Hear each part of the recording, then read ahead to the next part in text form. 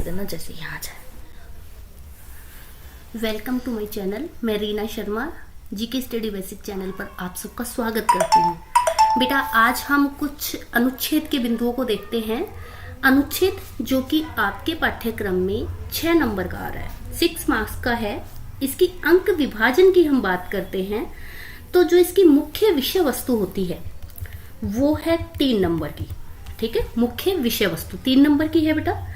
भाषा जो है, आपका लेखन कितना साफ सुथरा है, सरल है, स्पष्ट है, ये होता है भाषा ज्ञान के अंतर्गत। तो भाषा है इसकी 1 अंक की। आपका प्रस्तुतिकरण कैसा है, आप कितना सुंदर लिख रहे हैं, जो आपके बिंदु उसमें दिए हुए हैं उन बिंदुओं को ध्यान में रखते हुए कितना अप्रोप्रिएट आंसर उन बिंदुओं के अकॉर्डिंग आप दे रहे हैं, तो ये आती है आपकी प्रस्तुतिकरण में। बेटा आप सबको ये मुख्य रूप से ध्यान रखना है कि सबसे पहले आपको विषय का नाम लिखना है।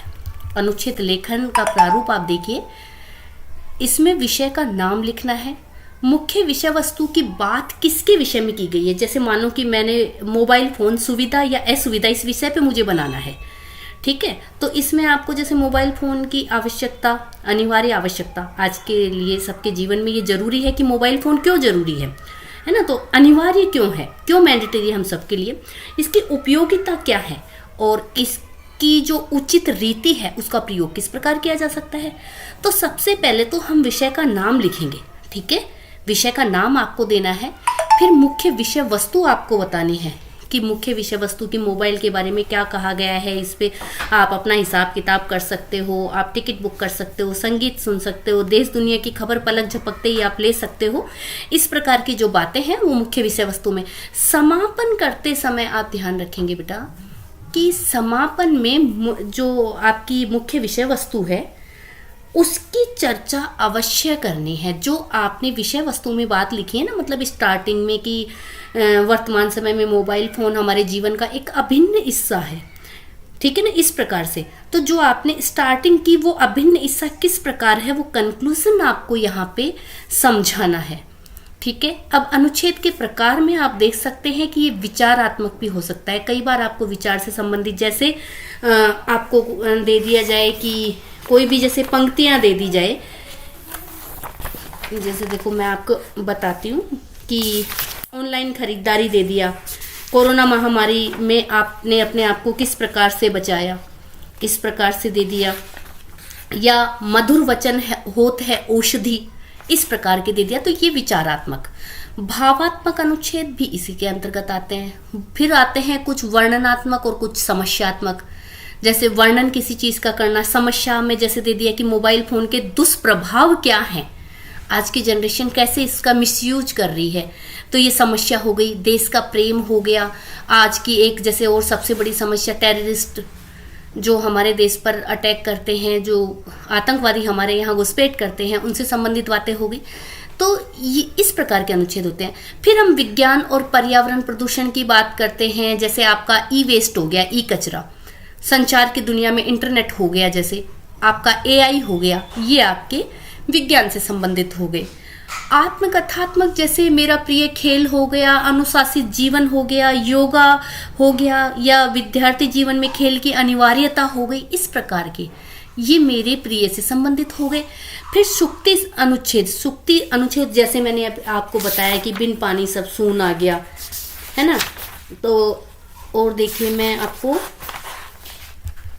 और बताती हूँ, मधुर भाषा का प्रयोग।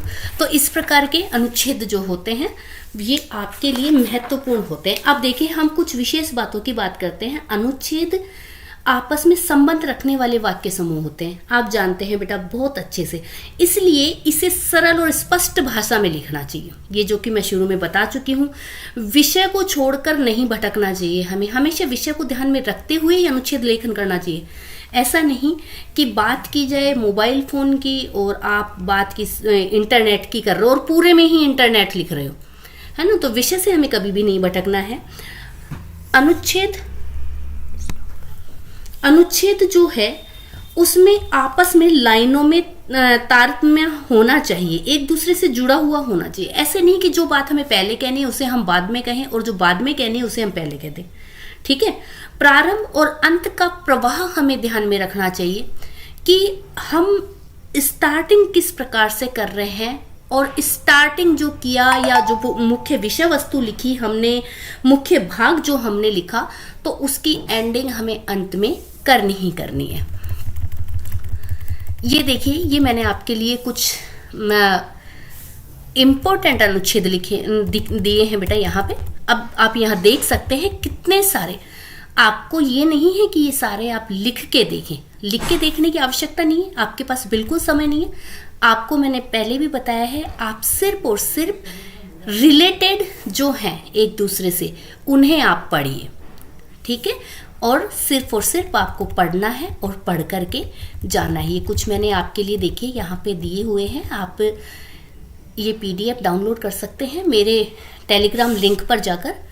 टेलीग्राम लिंक मैंने दिया हुआ है अपने डिस्क्रिप्शन बॉक्स में, और यह वीडियो आपके लिए काफ़ी हेल्पफुल रहने वाला है। आप ध्यान रखिएगा, जितने भी संकेत बिंदु दिए जाते हैं आपको, उन संकेत बिंदुओं का विशेष ध्यान रखेंगे कि वो संकेत बिंदुओं का आप प्रयोग किस प्रकार से करें। आपका लेखन साफ होना चाहिए, स्वच्छ होना चाहिए। ऐसा नहीं कि आप उसमें बहुत ज़्यादा कटिंग करें और बहुत गंदा लिखें जिसको पढ़ने का भी मन ना करे। बहुत सुंदर लिखिए आप। और बेटा, आप लोगों के लिए मैंने एक कॉपी शेयर की है किसी बच्चे की, तो आप एक बार वहाँ देखिए कि किस प्रकार से लिखा गया है। मैं आपको जैसा कि बताती हूँ कि आप थोड़ा थोड़ा गैप छोड़िए, अपने शब्दों में छोड़िए, अपने एक क्वेश्चन का आंसर फिनिश होने के बाद भी गैप छोड़िए, ताकि कुछ बाद में याद आए तो आप वहाँ लिख सकते हैं, और नहीं भी याद आए कोई बात नहीं, आपका काम बड़ा साफ सुथरा लगे। ठीक है बच्चों, जय हिंद, जय भारत। आशा करती हूँ ये एक छोटा सा प्रयास आप लोगों के लिए बहुत सहायक सिद्ध होगा, और कल के लिए आप सभी को बेस्ट ऑफ लक।